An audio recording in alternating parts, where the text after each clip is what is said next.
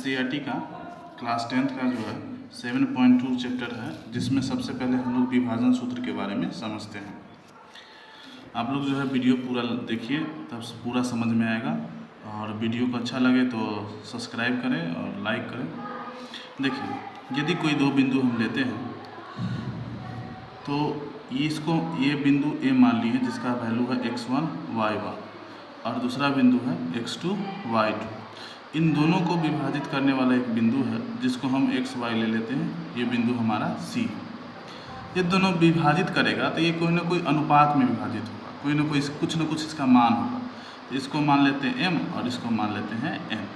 ठीक है, तो विभाजन सूत्र इस प्रकार से बनता है m1 x2 plus m2 x1। ठीक है, इसको m2 मान लीजिए। ठीक है, बटा m1 प्लस m2। ठीक उसी प्रकार मतलब m1 अगर लेना है तो वह x2 से गुना करना है, मतलब m1 जो है वह x2 से गुना होगा और m2 जो होगा वह x1 से गुना होगा। ठीक उसी प्रकार y1 में होगा, तो y वाला वैल्यू में होगा कि m1 y2 plus m2 y1 बटा m1 प्लस m2। ठीक है, तो इस प्रकार से हमें विभाजन सूत्र बिंदु C का निकल जाता है। ठीक है, ये m1 है और ये m2 है। इतना लेना, ज़्यादा नहीं। ठीक है, अब इस पर आधारित जो है प्रश्न होता है, वो प्रश्न आप लोग देख सकते हैं।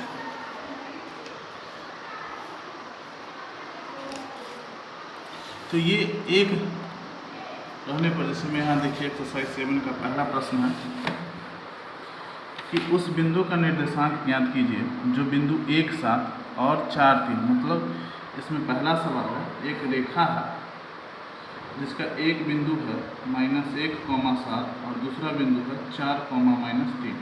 ये कोई बिंदु हम मान लेते हैं AB है और कह रहा है कि उस बिंदु का निर्देशांक ज्ञात कीजिए जो बिंदु -1 और 7 और 4 -3 को मिलाने वाले रेखाखंड को 2:3 के अनुपात, ये बिंदु C है, ये कहता है कि 2:3 के अनुपात में विभाजित करता है। तो ये 2:3 यही हुआ m1 m2, ये हो गया हमारे लिए m1, ये हो गया हमारे लिए m2 और ये हो गया x1 y1 और x2 y2। अब विभाजन सूत्र का प्रयोग कर लेंगे, लिखेंगे बिंदु C का निर्देशांक, फार्मूला लिख लेंगे m1 x2 plus m2 x1 बटा m1 plus m2 m1 y2 plus m2 y1 बटा m1 प्लस m2 घेर लिए। अब बारी बारी से इसको देखिए आगे। m1 का वैल्यू है 2 गुने, ये दोनों के बीच में मल्टीप्लाई का चिन्ह होता है। x2 का वैल्यू है 4 प्लस m2 का वैल्यू हो गया आपका 3 और x1 का वैल्यू है -7, क्योंकि माइनस में है इसलिए इसको ब्रैकेट का प्रयोग कर लेना, बटा m1 प्लस m2। m1 का वैल्यू 2 और m2 का वैल्यू 3, m1 का वैल्यू फिर से 2 और y2 का वैल्यू हो गया -3, तो -3 है इसलिए ब्रैकेट का चिन्ह प्रयोग होगा। m2 का वैल्यू हो गया 3 और y1 का वैल्यू हो गया 7 बटा 3 प्लस, मतलब m1 का वैल्यू है 2 तो 2 प्लस 3, ये नहीं आगे। तो 4 2 इसको मल्टीप्लाई कर लेंगे, 4 2 8 और 3 इकाई -3 बटा ये हो जाएगा 5, ये हो जाएगा -6 प्लस 7 21 बटा में 5। अब आगे इसको हल कर लेंगे तो ये हो जाएगा 5 बटा 5, ये हो जाएगा 15 बटा। तो यहाँ से आगे जो है इस प्रकार है कि इसको काट लेंगे एक बार में, ये 5 3 हो गया, तो यहाँ पर हो गया 1 और 3, मतलब ये जो बिंदु C का निर्देशांक है, C का निर्देशांक आ गया 1 और 3। इस प्रकार से ये पहला सवाल था वो बन गया। अब दूसरा सवाल में है कि यहाँ त्रिभाजित करने के लिए कहा है। अगला सवाल में है सम त्रिभाजित। यहाँ कह रहा है सम, तो इसको थोड़ा सा समझ लेना है कि ये दो बिंदु है, ए और ये बी, इसको कह रहा है समान भागों में बांटा गया। इसको ले लीजिए सी और डी। तो इसमें ध्यान ये देना है कि अगर सी के लिए निकालते हैं तो इधर भी x अगर मान लेते हैं, अगर समान बांटा गया है, तो अगर सी बिंदु के लिए अगर निकालना होगा सी बिंदु, तो इसमें m1 का वैल्यू हो जाएगा 1, क्योंकि यहाँ से एक भाग बटा और इधर पूरा एक भाग बटा, और इधर m2 का वैल्यू हो जाएगा 2।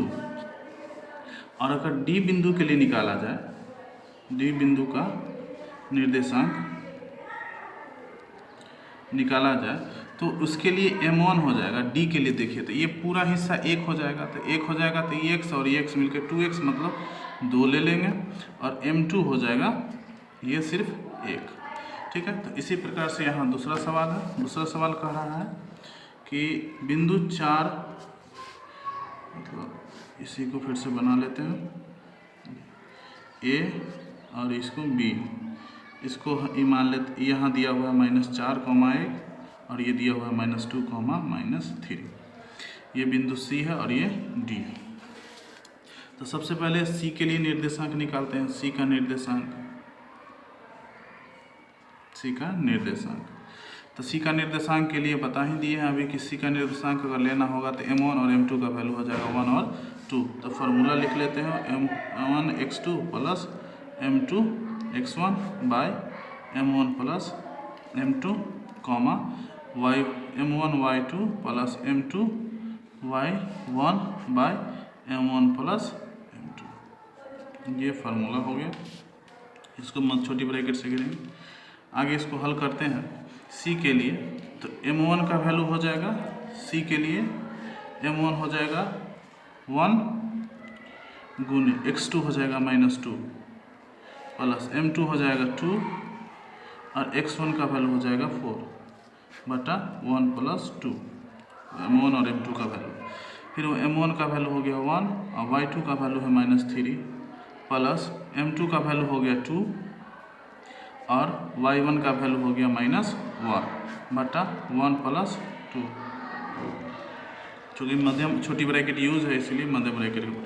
इसको मल्टीप्लाई करेंगे तो -2, ये 4 दूना 8 हो जाएगा पर बटा में 3। फिर इसको करेंगे तो -3 और -2 बटा में 3, तो ये हो जाएगा 6 बटा 3 और ये हो जाएगा -5 बटा 3। इसको हल कर लेंगे तो हो जाएगा 2, -5 बटा 3। ये हो गया C का निर्देशांक। C का निर्देशांक निकल गया। अब इसी पर D का निर्देशांक निकालना है। D का निर्देशांक, तो D का निर्देशांक के लिए m1 बता दिए हैं। m1 हो जाएगा 2 और m2 हो जाएगा 1। अब इसका निकाल लेते हैं फार्मूला से, m1x2 plus m2 x1 bye m1 plus m2, m1 y2 plus m2 y1 बटा में m1 प्लस m2। ये जो विभाजन सूत्र है ये हर हाल में याद कर लीजिए, क्योंकि यहाँ परीक्षा में भी ये 2 नंबर में पूछ देता है, बार बार कई बार ऑब्जेक्टिव क्वेश्चन में भी इसको पूछ दिया है, इसलिए याद रहना जरूरी है। अब m1 का वैल्यू है 2 और x2 का वैल्यू हो गया -2 प्लस m2 का वैल्यू हो गया 1 और x1 का वैल्यू हो गया 4 बटा 2 प्लस 1। ठीक उसी प्रकार से आगे m1 का वैल्यू 2 और y2 का वैल्यू हो गया -3, m2 का वैल्यू है 1 और y1 का वैल्यू है -1 बटा में 2 प्लस 1। ये हो जाएगा -4 प्लस 4/3, ये हो जाएगा -6 और -1 मल्टीप्लाई होने पर -1 बटा में 3। ये हो गया 0 बटा 3 और ये हो जाएगा -7 बटा 3। तो ये आंसर लिख सकते हैं यहाँ पर। इस प्रकार से डी का निर्देशांक भी आ गया, ये हो गया। तो ये दो खंडों में और समत्रिभाजित में दोनों सवाल बन गए। अब अगला सवाल है, देखें हम कि आपके स्कूल के खेल क्रियाकलाप में आयोजित एक आयताकार मैदान ABCD चुने परस्पर 1 मीटर की दूरी पर बिछाई गई। मतलब ये जो बिछाया हुआ है वह 1 मीटर पर बिछाया गया। AD के अनुदिश जो है परस्पर 1 मीटर की दूरी पर 100 गमले रखे हुए, मतलब ये टोटल 100 गमला रखा हुआ है, जैसा कि आकृति में दर्शाया गया। निहारिका दूसरी पंक्ति में AD के 1/4 भाग के बराबर दूरी दौड़ती है। देखिए, निहारिका जो है वह दूसरी पंक्ति में, ठीक है, दूसरी पंक्ति में AD मतलब ये पूरा के, तो पूरा में 100 है और इसका चौथाई भाग दौड़ती है, वहाँ एक हरा झंडा गाड़ देती है। ठीक, वहाँ ये एक हरा झंडा यहाँ गाड़ देती है। प्रीत 8वीं पंक्ति में AD के 1/5 भाग, तो फिर AD है 100, इसका 1/5 मतलब इसका 5 करेंगे तो हो जाएगा 20, और इसका 4 है तो इसका करेंगे तो 25।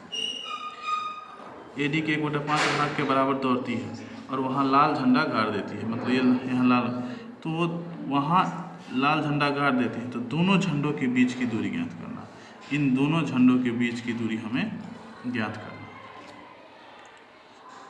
अब यहाँ दिया हुआ है आगे, यदि रश्मि को एक नीला झंडा इन दोनों झंडों को मिलाने वाली रेखाखंड पर ठीक आधी दूरी पर गाड़ना हो तो क्या?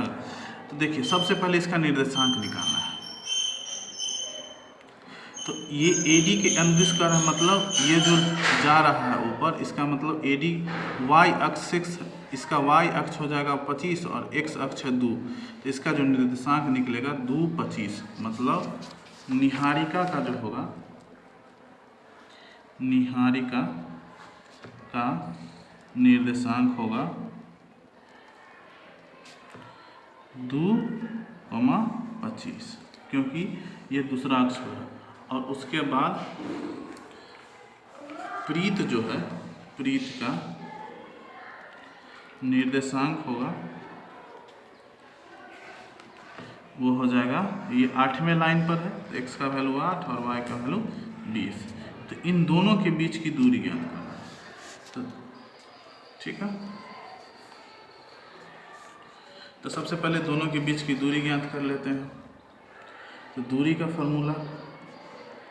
फार्मूला पिछला 7.1 में बताया हुआ है डिटेल में, तो उसमें जा कर के आप लोग देख लीजिएगा, वहाँ से भी ये y2 माइनस y1 का स्क्वायर और ये हो जाएगा x2 माइनस x1 का स्क्वायर।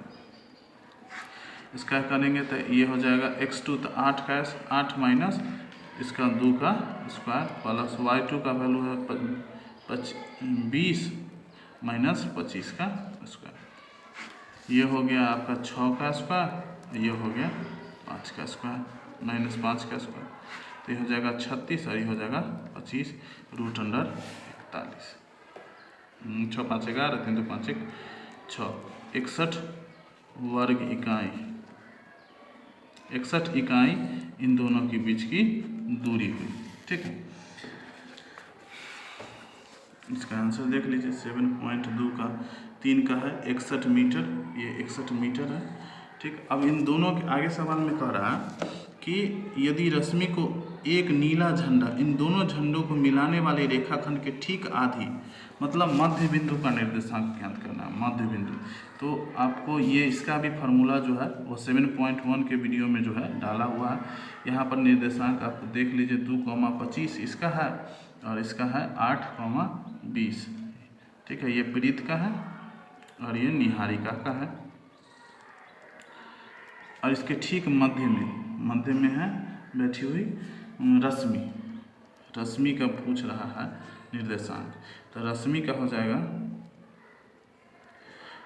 इसका फार्मूला होता है x1 x2/2, y1 + y2/2, ये होता है। तो इसको हल कर लेंगे तो 2 + 8/2 और y1 का है 25 + 20/2, तो ये हो जाएगा 10/2 और ये हो जाएगा 45/2। इसको काट लेंगे, आंसर आ जाएगा। ठीक है,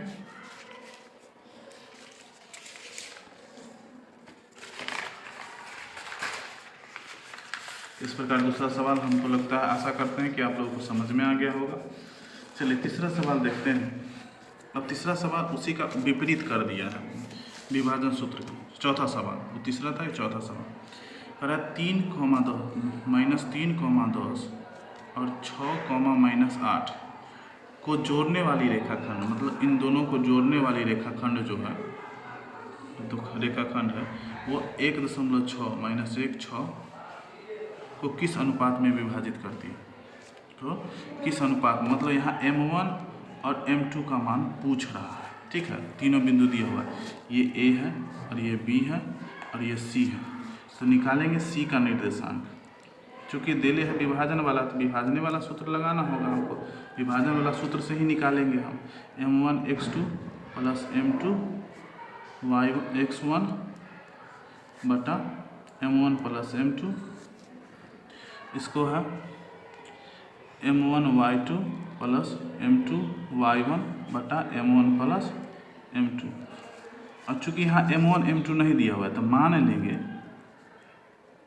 अनुपात बराबर 1:x, नहीं x नहीं मानिए, चूँकि x और y है इसमें, दूसरा कोई अक्षर मान लीजिए, जैसे में 1:λ ले लीजिए, ये लैम्डा का चिन्ह होता है। तो अब यहाँ देखिए, आगे इसको सॉल्व करते हैं। m1 का वैल्यू हो गया 1 और x2 का वैल्यू हो गया 6 प्लस m2 का वैल्यू हो गया लैम्डा और x1 का वैल्यू हो गया -3 बटा 1 + लैम्डा, कॉमा उसके बाद m1 का वैल्यू हो गया फिर 1 और y2 का वैल्यू हो गया -8 प्लस m2 का वैल्यू हो गया आपका लैम्डा और y1 का वैल्यू हो गया आपका 10 बटा 1 + लैम्डा। और C का निर्देशांक हमको दिया हुआ है -1, 6। आगे इसको हल करते हैं तो 6 × 6 -3 लैम्डा प्लस 1 + लैम्डा। इसको हल करते हैं तो -8 + 10 लैम्डा बटा 1 + लैम्डा, -1, 6। अब चूँकि देखिए ये x का वैल्यू है, ये भी x का वैल्यू है, तो ये दोनों बराबर होगा, और ये y का वैल्यू है तो ये भी y के बराबर हो जाएगा।